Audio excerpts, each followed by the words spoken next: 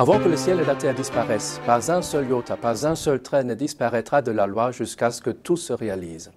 Les apôtres qui étaient présents lors de la transfiguration du Christ avaient bien entendu auparavant ces paroles claires de Jésus sur la loi qu'il n'est pas venu abolir, mais parfaire. La transfiguration, avec la présence même de Moïse, semble confirmer ces paroles. Seulement plus tard, ils comprennent que parlant de la loi, le Christ parlait en fait d'eux-mêmes. Désormais, vous êtes la loi. Tandis que Dieu avait donné à Moïse sa loi écrite sur des tablettes, Jésus-Christ a inscrit sa loi nouvelle, qui est la loi de l'amour, au-dessus de tout, dans notre cœur. La loi morale ne se trouve plus écrite sur les tablettes de pierre, mais elle est désormais écrite dans notre cœur même, qui est ainsi transformé par l'amour du Christ et désormais s'identifié à lui. Ce n'est plus moi qui vis, mais le Christ qui vit en moi. Autrement dit, la loi c'est le Christ, donc la loi c'est moi.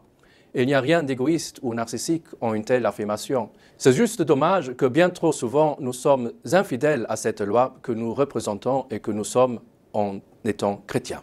Mais n'ayons pas peur, car le Seigneur lui-même protège l'intégrité et la pureté de sa loi, qui est l'amour qu'il est lui-même.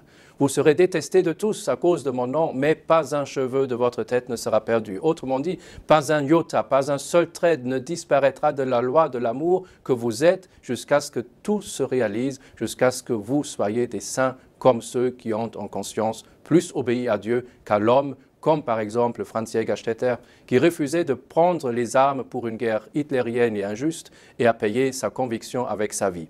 Lui, comme beaucoup d'autres, se sont opposés face à des lois injustes et d'un régime injuste en disant et en réalisant « Non, la loi, c'est moi ». Ils ont obéi à la voix du ciel lors de la transfiguration qui disait « Voici mon fils bien-aimé, écoutez-le ».